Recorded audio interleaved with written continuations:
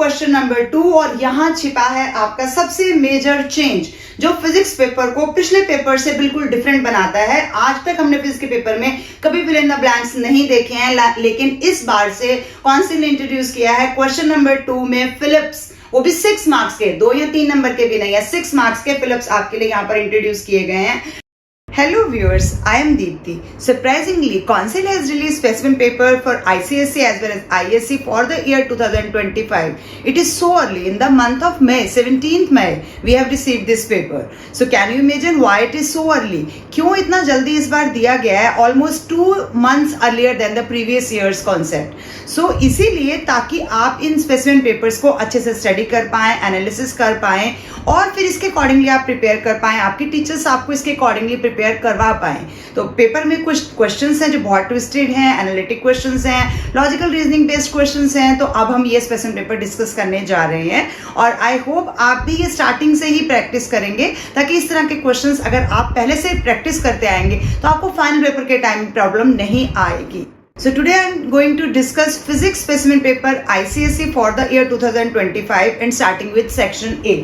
In section A, as usual, you have similar pattern like previous year. All the questions are compulsory, and in section B, you have to attempt 4 questions.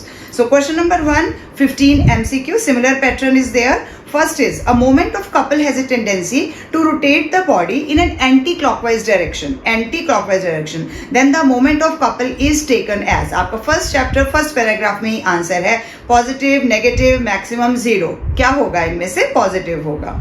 और इस बार नई बात क्या है कि council ने साथ में आंसर की भी रिलीज की है। तो आंसर की रिलीज होने से आप अपने आंसर्स को भी इजीली टैली कर सकते हैं। फिर आप कहेंगे कि आप वीडियो क्यों बना रहे हैं? उन आंसर्स की एक्सप्लेनेशन के लिए मैं ये वीडियो बना रही हूँ क्योंकि उसमें सिर्फ आंसर्स हैं, उनके पीछे का रीजन नहीं है और आपके लिए रीजन को जानना ज्यादा इंपॉर्टेंट है बजाय कि आप आंसर को जाने। तो आंसर से ज्यादा रीजन, क्योंकि वहां सेम क्वेश्चन नहीं रहेगा, लेकिन अगर आपको रीजन या लॉजिक समझ आ जाएगा क्वेश्चन के पीछे तो आप क्वेश्चन पेपर को इजीली इंटरप्रेट कर पाएंगे फाइनल पेपर के टाइम पे। Next is the kinetic energy of A given body depends on the. Kinetic energy किस पे डिपेंड कर रही है? Position, centre of gravity of the body, momentum and displacement. अब पोजीशन पे काइनेटिक तो नहीं करती, पोटेंशियल करती है। सेंटर ऑफ ग्रेविटी नहीं, मोमेंटम पे काइनेटिक एनर्जी डिपेंड करती है। What is the relation between kinetic energy and momentum? Momentum is the product of mass and velocity. So kinetic energy K is equal to P square upon 2m. This is the relation. So option number C is correct in second part. In third, for burning of coal in a thermoelectric station, the energy conversion taking place is. हमेशा एक question energy conversion का जरूर आता है जिसमें minimum आपको दोनों energies देनी है। कौन सी एनर्जी में कन्वर्ट हो रही है? Here A part is chemical to heat to mechanical. Next is chemical to heat to mechanical to electrical. और ये ऑप्शन आपका बी ऑप्शन करेक्ट है। Thermo electric station, thermo means physics में मतलब ही हीट है। तो यहाँ पर जब कोई चीज बर्न हो रही है, बर्निंग ऑफ कोल, तो बर्निंग मतलब केमिकल है, तो केमिकल से हीट में कन्वर्ट हो रही है। हीट से जब स्टेशन होगा तो वहां पर आपको पता है डायनामो होगा, तो मैकेनिकल एनर्जी में जा रही है और मैकेनिकल से जब बाहर निकलती है तो इलेक्ट्रिकल एनर्जी बन के बाहर निकलती है। तो option number B is correct, chemical to heat to mechanical to electrical. Other options are not complete. Now in fourth part, the adjacent diagram shows the movable block of a block and tackle system with effort in a convenient direction. Convenient direction क्या होती है? हमारी नीचे। From the diagram we can conclude that the number of pulleys used in the fixed block are. अब यहां पर ये है analysis and application based question, जहां पर आपको नॉलेज भी जरूरी है कि ब्लॉक एंड टैकल सिस्टम में क्या होता है। लोअर ब्लॉक में ईदर लेस और इक्वल नंबर ऑफ पुलीज हो सकती हैं। तो हमें क्या कहा गया? एक पुली दिखाई गई है, एक पुली लोअर ब्लॉक में है। तो अब हम क्या इमेजिन कर सकते हैं कि उसने क्या पूछा?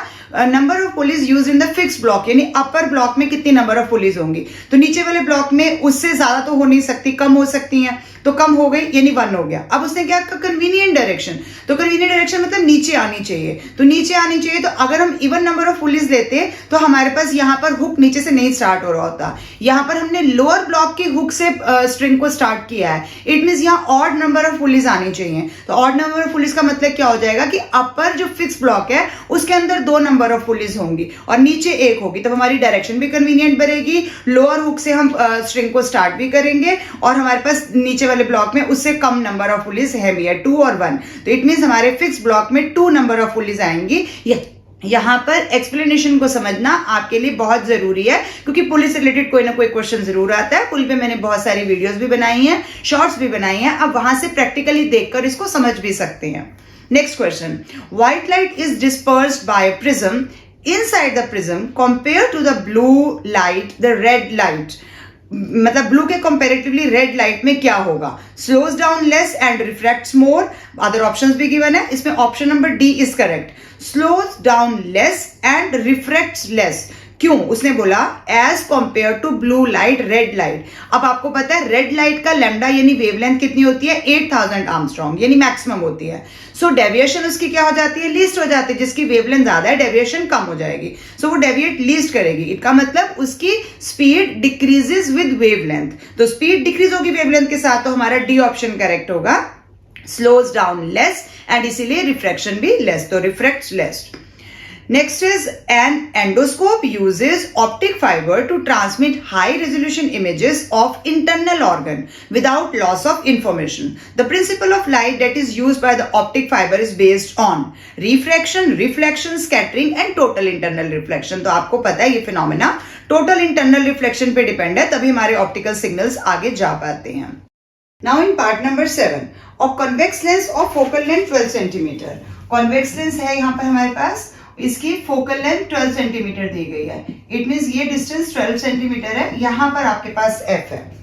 With an object at a distance of 20 centimetre in front of the lens, तो अगर 12 है फोकल लेंथ तो इट मींस 2f हमारा क्या हो जाएगा? यहां से यहां तक का टोटल डिस्टेंस 24 सेंटीमीटर हो जाएगा। But object is placed 20 at a distance of 20 centimetre, तो 20 सेंटीमीटर पे यहाँ ऑब्जेक्ट है, ये ए भी हमने प्लेस कर दिया।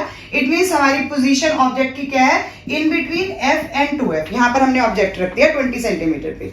ही obtains a blurred image on the screen placed at a distance of 23 centimetre in front of the lens. पहली बात तो फ्रंट ऑफ द लेंस पे तो इमेज ही नहीं मिलेगी, हमें इमेज कहाँ मिलेगी? यहाँ पर रियल इमेज होनी है, रियल और इन्वर्टेड इमेज आएगी तो हमारी इस साइड में आएगी, बिहाइंड द लेंस आएगी। इन front of the lens 23 centimetre, but अगर हम 23 सेंटीमीटर पे भी रख रहे हैं, आपको पता है इस तरफ हमारा f हो गया और ये 2f हो गया। Whenever object is placed in between f and 2f, तो image is formed beyond 2f, beyond 2f यानी कि हमारा 2f से उधर जाने पे आएगा। स्क्रीन कहाँ प्लेस किया गया है? 23 सेंटीमीटर पे यहाँ पर स्क्रीन प्लेस किया गया है, तो स्क्रीन की जो डिस्टेंस है वो 23 सेंटीमीटर दिया गया है, इसीलिए ब्लर्ड इमेज मिल रही है। और अगर हमें उसको ठीक करना है तो हमें बियॉन्ड 2f यानी हमें उस तरफ लेके जाना है। तो ये आपका इस क्वेश्चन की एक्सप्लेनेशन है। In order to obtain the clear image he has to move the screen towards the lens, तो वो 23 के और पास आ जाएगा। Away from the lens is the correct option, क्योंकि अवे फ्रॉम द लेंस यानी और दूर लेके जाएगा तभी हमें क्लियर इमेज मिलेगी, क्योंकि क्लियर इमेज बननी ही f और 2f के बीच में जब भी ऑब्जेक्ट होगा तो बियॉन्ड 2f ही हमारे पास इमेज बनेगी, जो कि रियल होगी, इन्वर्टेड होगी, मैग्निफाइड भी होगी इस केस में।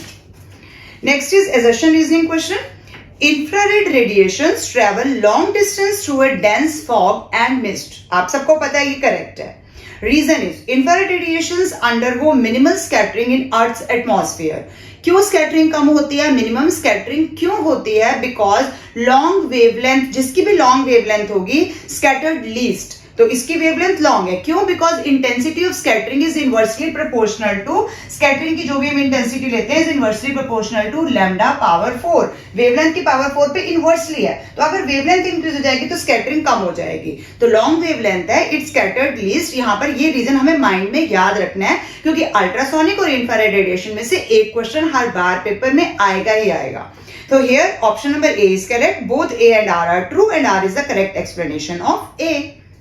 Next is two sound waves X and Y have the same amplitude and same wave pattern, but their frequencies are different, 60 Hz and 120 Hz. And we all know frequency पे क्या depend करता है? Pitch. Then X will be shriller and Y will be grave? नहीं, उसने बोला 60, एक की frequency 60 hertz है और दूसरे की 120 हर्ट्ज है, तो किसकी श्रिल होगी? 120 वाले की होगी। तो यहाँ पर हमें ये X है और ये Y है, तो कौन सा ऑप्शन नंबर करेक्ट बन रहा है? B option is correct. X is grave, X will be grave and Y will be shriller. तो अंडरस्टैंडिंग बेस्ड सिंपल क्वेश्चन है। Now in 10th part again आपको थोड़ा सा यहाँ पर ड्रॉ करके उसको समझना है, डायग्राम को कि किस तरह से वो बताना चाह रहा है आपको।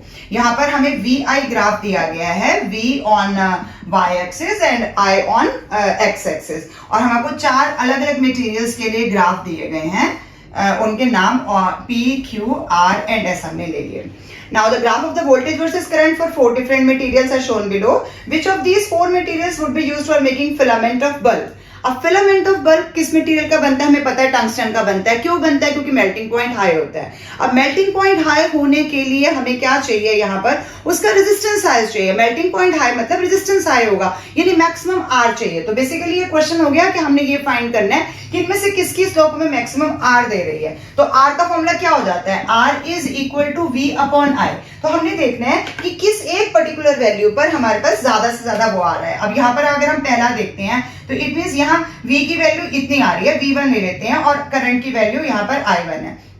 इसी करंट की वैल्यू पे अगर हम Q का देखेंगे तो V कम हो गया, फिर R का देखेंगे V और कम हो गया, और S का देखेंगे V और कम हो गया, V2, V3, V4 और कम होते जा रहे हैं। हमें क्या चाहिए, जितना न्यूमरेटर बड़ा होगा उतनी वैल्यू ऊपर जाएगी। तो न्यूमरेटर बड़ा किस में मिलेगा, P में मिलेगा, क्योंकि इसकी स्लोप सबसे ज्यादा है, इसीलिए इसकी रेजिस्टेंस सबसे ज्यादा है। तो ऑप्शन नंबर P यानी कि part number C is correct in this case, क्योंकि इसमें मैक्सिमम रेजिस्टेंस मिलेगा, हाई मेल्टिंग पॉइंट होगा, और ये बेस्ट सुटेबल मटेरियल होगा for making filament of the bulb.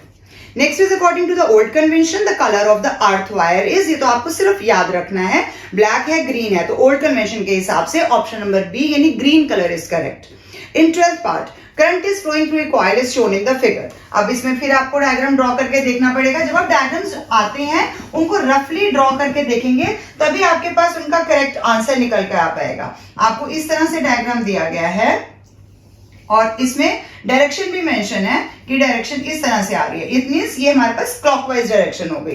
तो क्लॉकवाइज डायरेक्शन के लिए current is flowing through the coil is shown in the figure. Which one of the given figures will correctly depict the magnetic polarity and direction the lines of force along the axis of the coil.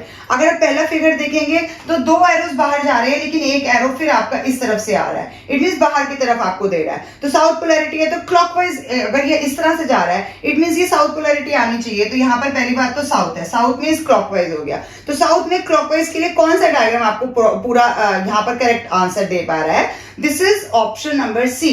तो option number सी में आप देखिए यहाँ से इस तरह से lines आ रही हैं, लाइंस में ये और ये, तो इट मींस यहाँ इस तरफ ऐसे जाएगा। जब ये ऐसे जाएगा तभी तो करंट आपका ऐसे घूमेगा। अगर करंट ऐसे घूमेगा इट मींस क्लॉकवाइज होगा, तो साउथ पोलैरिटी आपकी खुद ब खुद आ जाएगी। तो डिपिक्ट द मैग्नेटिक पोलैरिटी सही है, साउथ के साथ आपके पास क्लॉकवाइज डायरेक्शन में करंट आ रहा है।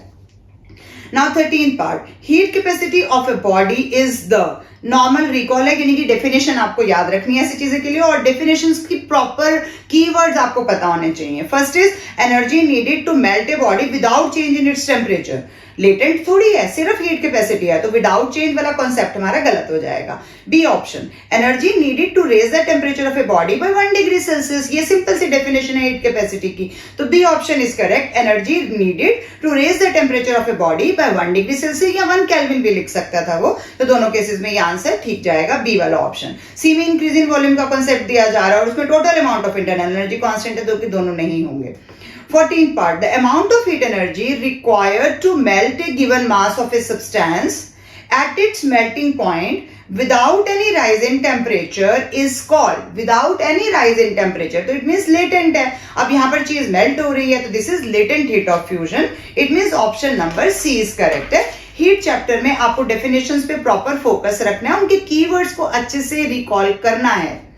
Last MCQ is, a nucleus has an atom, nucleus of an atom consist of 146 neutron. तो न्यूट्रॉन्स हमें 146 दिए गए हैं एंड प्रोटॉन्स इज 95।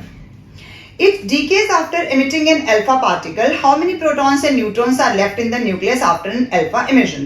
तो जब भी आपको पता है अल्फा इमिट हुआ इट मींस 2He4, तो नीचे प्रोटॉन में 2 लेस हो जाएंगे और इसमें प्रोटॉन के भी 2 और न्यूट्रॉन के भी 2 लेस हो जाएंगे। तो या तो हम सिंपली प्रोटॉन में से 2 कम कर दें और न्यूट्रॉन में से 2 कम कर दें, तो हमारे पास आंसर आ जाएगा। यानी कि प्रोटॉन कितने हो गए हमारे पास, अगर हम 2 लेस कर देंगे तो 93 हो जाएंगे और न्यूट्रॉन हमारे पास आ जाएगा 144। It means option number C is correct. लेकिन अगर आप आपको नॉर्मल मेथड के हिसाब से यहाँ स्टेप हैं आपके दिखाने के भी, तो आप इसको टोटल मास नंबर बनाकर करेंगे। इट मींस आप ऐसे लिखेंगे कि x एलिमेंट है जिसके पास नंबर ऑफ प्रोटॉन, मतलब ये हमारे पास एटॉमिक नंबर आ गया, और मास नंबर में 146 और 95 को प्लस करेंगे, इट मींस 241 आ जाएगा। अब इसमें जब आपका अल्फा पार्टिकल डिके हुआ तो सपोज ये आपका y डॉटर न्यूक्लियस बन गया, तो इसमें से क्या हो जाएगा, 93 कम हो जाएगा, और इसमें 241 में से आप 4 माइनस करेंगे तो 237 आ जाएगा। तो इट मींस ये आ गया। लेकिन अभी फिर हमारे को उसने नंबर ऑफ प्रोटॉन तो यहीं से आ जाएंगे, बट नंबर ऑफ न्यूट्रॉन के लिए पहले हमें फिर इसको माइनस करना पड़ेगा। तो नंबर ऑफ न्यूट्रॉन के लिए 237 माइनस 93 आप करेंगे तो आपके पास दोबारा से 144 ही आ जाएगा। तो आप दोनों में से कोई भी एक तरह से शो कर सकते हैं। अगर आप याद रख सकते हैं तो ये ज्यादा इजी मेथड है कि दोनों में दो डिक्रीज हो जाएंगे अगर अल्फा, सिर्फ अल्फा एमिट हुआ है तो। Now coming to question number 2, और यहां छिपा है आपका सबसे मेजर चेंज जो फिजिक्स पेपर को पिछले पेपर से बिल्कुल डिफरेंट बनाता है। आज तक हमने फिजिक्स के पेपर में कभी फिल इन द ब्लैंक्स नहीं देखे हैं, लेकिन इस बार से कॉन्सेप्ट इंट्रोड्यूस किया है। क्वेश्चन नंबर 2 में फिलिप्स, वो भी 6 मार्क्स के, 2 या 3 नंबर के भी नहीं है, 6 मार्क्स के फिलिप्स आपके लिए यहाँ पर इंट्रोड्यूस किए गए हैं। जस्ट लाइक आपका केमिस्ट्री के पेपर में होता है या बायो पेपर में होता है, तो ये आपके लिए फिजिक्स के लिए एक मेजर चेंज है, क्योंकि है तो बहुत इजी है लेकिन फिर भी हमने आज तक कभी फिजिक्स के पेपर में फिलिप्स नहीं देखे थे। तो यहाँ आपका छिपा है मेजर चेंज, जिसके लिए हमें अच्छे से और प्रिपेयर करना है। तो आपके पेपर्स में आप फिल इन द ब्लैंक्स भी देखेंगे, आपके टीचर्स भी ऐसे पेपर्स डालेंगे जिसमें फिलिप्स डाले जाएंगे। तो जिनको अच्छे लगते हैं फिल इन द ब्लैंक्स उनके लिए खुशी की चीज है, बाकी सबके लिए भी करना तो पड़ेगा ही। A option, A dash liver will always have MA greater than 1. MA greater than 1 किस में होता है? फर्स्ट क्लास लिवर में तो तीनों तरह का MA मिल सकता है, 3 में हमेशा लेस होता है, ग्रेटर देन 1 सिर्फ क्लास 2 में होगा। क्यों होगा? क्योंकि उसमें हम लोड को बीच में लेते हैं, हमेशा लोड बीच में होगा, और सारे डिस्टेंस जो है वो हमने फलक्रम से लेने हैं। तो लोड आर्म कितनी होगी? छोटी होगी, एफर्ट आर्म बड़ी होगी। अब हमारा MA होता क्या है? MA is equal to DE upon DL, यानी कि एफर्ट आर्म और नीचे लोड आर्म। जब लोड आर्म हमारी छोटी होनी है और एफर्ट आर्म ही हमारे पास बड़ी होनी है, तो इट मींस क्या आ जाएगा हमारे पास यहाँ से DE ग्रेटर देन DL हो गया। तो DE ही बड़ा होगा, यहाँ DE ही बड़ा है, यानी न्यूमरेटर ही बड़ा है, और लोड आर्म आप देख रहे हो हमेशा ही छोटी होगी, तो ये इट मींस MA हमेशा ग्रेटर देन 1 हो। तो MA greater than 1 option number A में हमारे पास आ जाएगा class 2। B option, in a block and tackle system, increase in the weight of the movable block. Movable block कौन सा होता है? Lower block. अगर मैं लोअर ब्लॉक को हैवी कर दूंगी, dash the efficiency of the pulley system decreases the efficiency of the pulley system, जितना वो हैवी होते जाएगा एफिशिएंसी डिक्रीज होते जाएगी, तो हमें तो इंक्रीज करना है, तो लोअर ब्लॉक को बिल्कुल लाइट वेट रखना होता है, तभी तो उसमें नंबर ऑफ पुलिस भी हम लेस लेते हैं। C part, if the mass as well as the velocity of a body is doubled, then kinetic energy of the body is, अगर मास को भी डबल कर दिया और वेलोसिटी को भी डबल कर दिया, तो न्यू काइनेटिक एनर्जी क्या बन जाएगी? हाफ m की जगह पे 2m लिखेंगे, v की जगह पे 2v लिखेंगे, और हाफ mv स्क्वायर। तो अब इसमें से हाफ mv स्क्वायर को तो अलग कर दो, क्योंकि ओरिजिनल तो उतना रहने वाला है, तो हाफ और m और v स्क्वायर को अलग कर दो, 2 रह गया और 2 का स्क्वायर, इट मींस कितना आ गया? 2 का square means 4 into 2 8। It means नई काइनेटिक एनर्जी जो है वो 8 टाइम्स आपकी पहले काइनेटिक एनर्जी के इक्वल हो जाएगी। New kinetic energy is equal to 8 times, becomes 8 times. आपका ऑप्शन नंबर सेकेंड इसमें करेक्ट है। In D part, unit of power used in mechanical energy is, ये तो बहुत ही सिंपल है, आपके रिकॉल और अंडरस्टैंडिंग के फिल इन द ब्लैंक से कोई मुश्किल नहीं दिए गए हैं। It is horse power. Next is 2 copper wires can have the different dash but will have same dash, क्योंकि सेम मटेरियल की बनी है, और मटेरियल पे क्या डिपेंड करता है? अगर सेम मटेरियल तो रेजिस्टिविटी सेम रहेगी। हाँ, रेजिस्टेंस तो अलग हो सकती है, तो हम क्या लिखेंगे? 2 copper wires can have different resistance but will have same resistivity, because we all know that resistivity depends on the material of the wire। तो मटेरियल दोनों के लिए हमने कॉपर ही लिया है, तो कॉपर की रेजिस्टिविटी सेम रहेगी। तो ये थे आपके 6 मार्क्स के क्वेश्चन नंबर 2 में fill in the blanks. Now question number 2, part number 2. Draw a graph of potential energy versus height for a body thrown vertically upward. तो अब इसमें इंडिपेंडेंट क्वांटिटी को हम कहाँ लेंगे, डिपेंडेंट को कहाँ लेंगे? यहाँ पोटेंशियल एनर्जी आ गई। पोटेंशियल एनर्जी किस पे डिपेंड कर रही है? हाइट पे डिपेंड कर रही है, और हाइट इंडिपेंडेंट है। जो भी इंडिपेंडेंट क्वांटिटी होती है उसको हम नीचे ही लेते हैं, वैसे भी उन्होंने आपको नॉर्मल उसी सीक्वेंस में दिया है, पोटेंशियल एनर्जी वर्सेज हाइट। और ये क्या होता है? दोनों में आपस हमें पता है पोटेंशियल एनर्जी का formula is mgh। It means अगर मैं हाइट के साथ इसको देखूंगी तो डायरेक्ट प्रोपोर्शनलिटी है, और फिजिक्स में डायरेक्ट प्रोपोर्शनलिटी का ग्राफ, और आपने यहाँ पर लिखना भी है इन मीटर्स में है, और पोटेंशियल एनर्जी जो है वो जूल्स में है। ये जरूर लिखने ऐसा यूनिट्स इनका, और इसको लिखने का ही आपको 1 मार्क मिल जाएगा। आंसर की में स्पेसिमेन पेपर के साथ ही उन्होंने सारी आंसर की दी है, और उसके साथ आपको पूरा बताया गया है कि 1-1 मार्क इस चीज का आपको मिल जाएगा। प्रॉपर लेबलिंग अगर आपने एक्स एक्सिस और वाई एक्सिस पे प्रॉपर लिख दिया।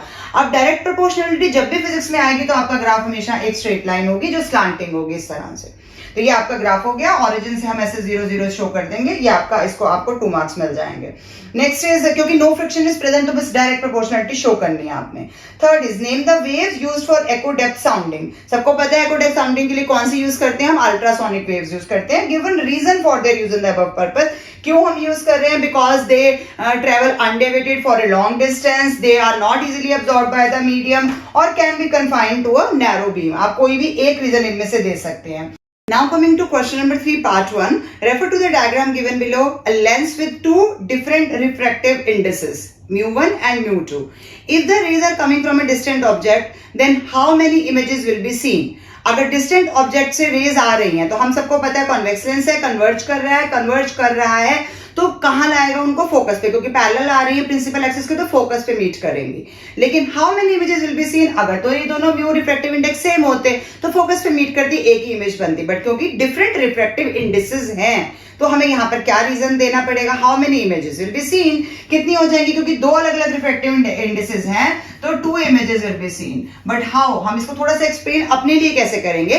Because focal length of a lens depends on refractive index. तो क्या होगा? Focal length increases with decrease in the refractive index. अगर रिफ्रैक्टिव इंडेक्स कम ज्यादा होगा तो फोकल लेंथ भी उसके अकॉर्डिंगली चेंज करेगी। दोनों में इनवर्स रिलेशन है, फोकल लेंथ इंक्रीज होती है, रिफ्रैक्टिव इंडेक्स डिक्रीज होता है। तो इतना आपने याद रखना है। अब इन्होंने क्योंकि मेंशन नहीं किया रिफ्रैक्टिव इंडेक्स किसका ज्यादा किसका कम है, तो किसी की इमेज यहां बन जाएगी, किसी की इमेज यहां बन जाएगी। दोनों में से अगर मेंशन होता तो हम बता देते कि यहां पर F1 की बनेगी, यहां पर F2 की, और अभी आगे क्वेश्चन में वो चीज भी आ जाएगी।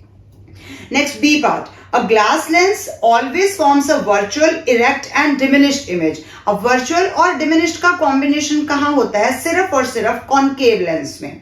Of an object kept in front of it, identify the lens. तो simple answer is concave lens. ये तो आपको चैप्टर पढ़ने के साथ ही पता चल जाता है। Now in second part, if live wire makes an accidental contact with the metal case, live wire गलती से मेटल केस को टच कर गई, विच सर्किट? आपको ए और बी 2 अलग अलग डायग्राम दिए गए हैं। इल्यूस्ट्रेटिंग इलेक्ट्रिक आयरन है, is considered safe for the user. तो किस आयरन को अगर मैंने हाथ लगाया है, यूज कर रही हूं, मेरे लिए सेफ है। Assumed the fuse is present in the live wire in both circuit, उन्होंने दे दिया कि फ्यूज का कॉन्सेप्ट हम नहीं दे सकते क्योंकि फ्यूज दोनों में लगा हुआ है, तो हमें सिर्फ अर्थिंग पे फोकस करना है। Justify your answer. तो मेटल ए में आएगा या बी में आएगा? अब पहले आप डायग्राम को ध्यान से देखेंगे तो मेटल ए में स्पेशल दिखाया है, मेटल केस है, और मेटल केस के नीचे मेटल केस के साथ ही आपको यहाँ पर ये दिखाया गया अर्थिंग का सिंबल। तो मेटल केस को ही अर्थ किया गया जो हमारे लिए बिल्कुल सेफ होता है। सेकंड केस में मेटल केस को अर्थ नहीं किया गया, न्यूट्रल वायर को अर्थिंग कर गया, उसके साथ अर्थिंग दिखाई हुई है। तो इट मींस हमारा बी वाला सर्किट सेफ नहीं है, तो हम क्या लिखेंगे? Only circuit A is safe. Now justify your answer. तो जस्टिफिकेशन के लिए आप लिख सकते हैं कि मेटल केस जो है वो हमारा अर्थिंग किया गया है। In circuit A metal case is earth, so the person won't get an electric shock, but in circuit B metal case is not earth, so the circuit will be completed to the body of the person, giving him a shock. तो हमें shock लग सकता है क्योंकि उस case में हमारे through ही circuit complete हो रहा है। Next is a transformer is used to change in high alternating EMF to a low alternating EMF of same frequency. तो हाई को लो कर रहा है तो पता चल ही रहा है सेम फ्रीक्वेंसी तो रहती है। Identify the type of transformer used for the above purpose. कौन सा ट्रांसफॉर्मर है? This is step down transformer. State whether the turns ratio of the above transformer is equal to 1, greater than 1 और less than 1। इनमें से कौन सा आएगा? तो इनमें से कौन सा ट्रांसफॉर्मर हम इसके अंदर यूज कर रहे हैं? Step down. तो स्टेप डाउन ट्रांसफॉर्मर के लिए अब टर्न्स रेशियो पूछा गया। Turns ratio means ES upon EP, या फिर ES मींस उसका EMF कितना है सेकेंडरी और प्राइमरी कॉइल का, या फिर नंबर ऑफ टर्न सेकेंडरी और प्राइमरी कॉइल में कितनी है। अब हमें पता है कि इस केस में अगर हम स्टेप डाउन ट्रांसफार्मर यूज कर रहे हैं तो ES की वैल्यू लेस देन EP आएगी, नंबर ऑफ सेकेंडरी कॉइल्स जो होंगी वो कम हो जाएंगी, तो इसमें नंबर ऑफ NS भी हमारा NP से कम आएगा। इट मींस यहाँ पर आप ध्यान से देखिए कि ये हमारा ऊपर है, ये नीचे है, यानी हमारे पास क्या आ जाएगा, प्राइमरी में हमारे पास ज्यादा है और सेकेंडरी छोटी है, यानी कि न्यूमरेटर छोटा और डिनोमिनेटर बड़ा है। इट मींस आंसर हमेशा हमारे पास लेस देन 1 आएगा, तो N का आंसर लेस देन 1 ये हमारा ऑप्शन इसमें करेक्ट हो जाएगा। In fourth part, a solid of mass 60 gram, solid का मास 60 ग्राम गिवन है, at 100 degree Celsius is placed in 150 gram of water at 20 degree Celsius। तो यहाँ पर सॉलिड हो गया, इस तरफ मास हो गया, mass of water is given as 150 gram और इसका टेम्परेचर आपको दिया गया है 20 डिग्री सेल्सियस और सॉलिड का temperature is 100 degree Celsius. The final study temperature final T is 25 degree Celsius। Calculate the heat capacity of the solid, वो आपने बताना है, specific heat capacity of water दिया गया है। तो heat energy lost is equal to heat energy gain का concept हम इसके अंदर लेंगे। लॉस्ट के केस में हमारे पास लॉस कौन कर रहा है, जिसका हाई टेम्परेचर है, यानी कि मेटल जो भी हमने सॉलिड लिया है वो हीट लॉस कर रहा है, तो कितना आ जाएगा MC delta T। Delta T means जितना फाइनल इसका हॉट टेम्परेचर यानी 100 माइनस जो फाइनल टेम्परेचर यानी कि 25 इज इक्वल टू गेन कौन कर रहा है, वाटर गेन कर रहा है। तो वाटर गेन के केस में हमारे पास M की वैल्यू 150 दी हुई है, C की वैल्यू हमें क्वेश्चन में 4.2 गिवन है, C इंटू T कितना है इसमें 25 माइनस कोल्ड यानी कि 5 हो जाएगा, और यहाँ पर हमें MC यानी कि M इंटू C ही तो हमारे पास क्वेश्चन पूछा है कैलकुलेट द हीट कैपेसिटी, तो हम इन दोनों को अगर मल्टीप्लाई कर देते तो हमारे पास हीट कैपेसिटी यानी C डैश ही आ जाता है। तो C dash multiply by 75 is equal to 150 multiply by 4.2 multiply by 5, तो यहाँ से C डैश की वैल्यू आ जाएगी, 75 को नीचे लाके मल्टीप्लाई करेंगे, आपके पास आंसर 42 जूल पर केल्विन आपके पास इसमें आंसर आ जाएगा। तो नॉर्मल आपका चैप्टर की अंडरस्टैंडिंग जरूरी है, रिकॉल जरूरी है, फॉर्मूला याद रहना चाहिए, यूनिट्स चेक कर लेने हैं कि यूनिट किस किस में दिए गए हैं, तभी आप इनको अप्लाई कर सकते हैं। आपका पहला मार्क इस स्टेप पे आपको मिलता है जब आप सही वैल्यूज के अंदर सब्स्टिट्यूट कर देते हैं। 2 मार्क का क्वेश्चन है, पहला नंबर ही वहीं उसी पॉइंट पे मिलेगा यहाँ पे। So in part number 5, name the principle of AC generator. It is electromagnetic induction. वैसे डेफिनेशन नहीं पूछी क्योंकि उसने नेम पूछा है, तो 1 मार्क के लिए आपको नेम देना है, बट आपको पता होना चाहिए if there is change in magnetic flux linked with the coil and EMF is induced। तो बस इतना सा आपने देना है। In B part state its one use, तो आपने कोई भी एक यूज आप इसके अंदर दे सकते हैं जो कि आपको आंसर की में दिया गया। It is used as a backup for the lifts in tall buildings in case of electricity failure, और आपको आपके स्कूल में जब लाइट जाती है तब भी बैकअप देता है, हाउसेस में भी देता है, तो आप कोई भी एक यूज दे सकते हैं। इन 6 part name the radiations that are emitted during the decay of a nucleus which has highest penetrating power। तो highest penetrating power हमें पता है किसकी होती है, गामा रेडिएशंस की।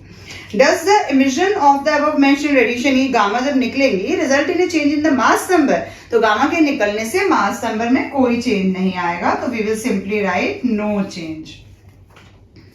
Next is 7th part, figure A shows, ये आपका फिगर है, यहां तक आपका फिगर है और उस तरफ फिगर भी हो जाएगा। Illustrate the correlation between the number of protons X axis पे लिए गए हैं और number of neutrons on the Y axis for element A B C D and E. ये आपके पास 5 एलिमेंट्स दिए गए हैं इन द पीरियोडिक टेबल।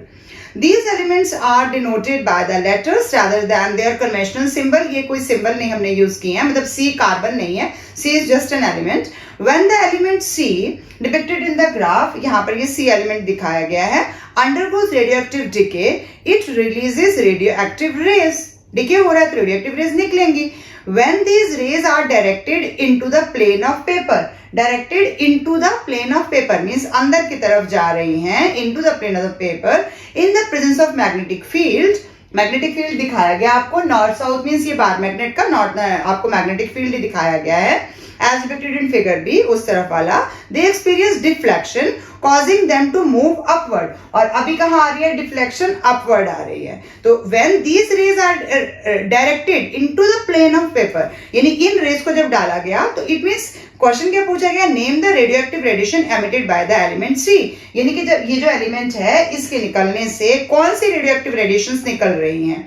तो यहाँ पर हमें थोड़ा सा चेक करना पड़ेगा फ्लेमिंग्स लेफ्ट हैंड रूल लगा करके. तो फ्लेमिंग्स लेफ्ट हैंड रूल जब भी हम अप्लाई करते हैं, this finger shows magnetic field और वो नॉर्थ से साउथ की तरफ होता है. तो ये हमारा नॉर्थ है, साउथ है, इतनी हमारा ऐसे आ जाएगा और ये फिंगर हमारे को करंट की डायरेक्शन दिखाती है और ये हमारे को मोशन बताएगी. तो मोशन इसमें क्या बताया आपको? डिफ्लेक्टेड अपवर्ड है. तो अपवर्ड डिफ्लेक्ट कर रहा है, म्यूचुअली परपेंडिकुलर है, ऑल आर म्यूचुअली परपेंडिकुलर. तो ये नॉर्थ, ये मैग्नेटिक फील्ड हो गया, ये डिफ्लेक्शन हो गई. तो इट मींस हमारा जाना कहां चाहिए? करंट की डायरेक्शन नीचे जानी चाहिए. बट उसने अपने हिसाब से क्या किया? Into the plane of paper. अब करंट की डायरेक्शन नीचे जा रही है लेकिन इनके हिसाब से into the plane of paper जा रही है, यानी कि इसके साथ नहीं है, करंट की डायरेक्शन के अपोजिट डायरेक्शन में है. तो वी ऑल नो कि हमारी कन्वेंशनल डायरेक्शन जो करंट की होती है, आई जिसको हम लेते हैं करंट की डायरेक्शन, जो इलेक्ट्रॉन्स होते हैं उसकी डायरेक्शन इसके बिल्कुल अपोजिट होती है. तो इट मींस ये डायरेक्शन जो हम यहां पर देख रहे हैं वो इलेक्ट्रॉन्स की डायरेक्शन है. और इलेक्ट्रॉन्स अगर हम रेडिएशंस की बात करेंगे अल्फा बीटा गामा में से, तो बीटा रेडिएशंस को ही शो करती है, क्योंकि हमें पता है कि अगर हाई स्पीड से इलेक्ट्रॉन्स एमिट हो रहे हैं इसका मतलब यह है कि वो बीटा इलेक्ट्रॉन्स है. तो हम यहाँ क्या समझेंगे? Conventional direction of current is opposite to the direction of electrons. तो यहाँ पर कौन सी रेडिएशन इमिट हो रही है? तो ए पार्ट में हमारा आंसर आ जाएगा बीटा, क्योंकि बीटा इलेक्ट्रॉन्स ही होते हैं. तो इलेक्ट्रॉन्स जब हाई स्पीड से न्यूक्लियस में से निकल रहे हैं तो वो चीज बीटा है. Now identify the daughter element from the graph. अब डॉटर एलिमेंट को समझने के लिए हमें थोड़ा सा और दिमाग लगाना पड़ेगा. Daughter element from the graph इनमें से कौन सा हो सकता है? तो आपको पता है कि बीटा निकला. अगर बीटा एमिट हुआ है, बीटा मींस -1 E0. तो इट मींस होना क्या है? यहाँ जो भी हमारे पास डॉटर न्यूक्लियस आएगा, अभी के लिए मान लेते हैं कि डॉटर न्यूक्लियस Y है, तो उसमें क्या होना है? एटॉमिक नंबर हमारा इंक्रीजेस बाय 1 हो जाना है, इंक्रीजेस बाय 1 हो जाएगा और मास नंबर में कोई चेंज नहीं आना है. तो मास नंबर में चेंज नहीं आएगा और एटॉमिक नंबर इंक्रीजेस बाय 1 हो जाएगा. तो मास नंबर में यहां से अगर हम चेक करेंगे तो ये हमारा अगला, हमारा क्या, हमने क्या बोला? मास नंबर इंक्रीज होना है. Mass number means number of proton increase होने हैं. तो नंबर ऑफ प्रोटॉन इंक्रीज होगा तो उस हिसाब से ये क्या बनना चाहिए? एलिमेंट डी बनना चाहिए, क्योंकि यहाँ हमारे नंबर ऑफ प्रोटॉन इंक्रीज हो रहे हैं तो डी हमारा एक इंक्रीज है, तो एक नंबर इंक्रीज हो गया. लेकिन क्या सिर्फ प्रोटॉन ही इंक्रीज चेक करने हैं हमने? अब इस तरफ अगर हम ध्यान से देखेंगे, क्या पढ़ा हमने? बीटा जो रेज निकलती हैं वो कहां से निकलती है? न्यूक्लियस से निकलती हैं. तो न्यूक्लियस से निकल रही हैं, इट मींस यहाँ पर क्या चेंज आ रहा है? एक न्यूट्रॉन प्रोटॉन में चेंज हो रहा है. न्यूट्रॉन का प्रोटॉन में चेंज होना, यानी एक न्यूट्रॉन भी कम हो जाएगा. अब इस एक्सिस पे न्यूट्रॉन दिखाए गए हैं तो एक न्यूट्रॉन भी हम नीचे आ जाएंगे. जब हम एक न्यूट्रॉन भी नीचे आएंगे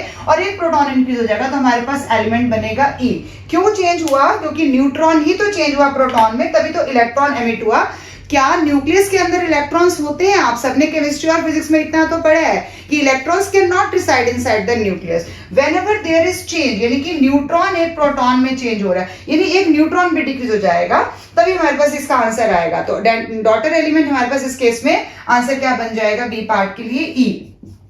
क्यों बना? क्योंकि ई के केस में हमारा न्यूट्रॉन डिक्रीज बाय 1 हो गया और प्रोटॉन इंक्रीज बाय 1 हो गया. और प्रोटॉन और न्यूट्रॉन को जब मैं ऐड करूंगी तभी तो हमारा मास नंबर में कोई चेंज नहीं आया, वो 0 का 0 ही रह गया. यहां से भी आप समझ सकते हैं. In C part, name the law used to identify the radioactive radiations emitted by the element. तो सिंपल एप्लीकेशन बेस्ड क्वेश्चन था. आपको पता है फ्लेमिंग्स लेफ्ट हैंड रूल हमने यहाँ पर अप्लाई करना है जब भी हमें डिफ्लेक्शन की डायरेक्शन आइडेंटिफाई करनी है या करंट का पता लगाना है या मैग्नेटिक फील्ड, तीनों चीजें हैं और कहीं भी इंड्यूस्ड वर्ड नहीं है. तो इट मींस ये हमारा इसका फ्लेमिंग्स का लेफ्ट हैंड रूल ही अप्लाई करना होता है.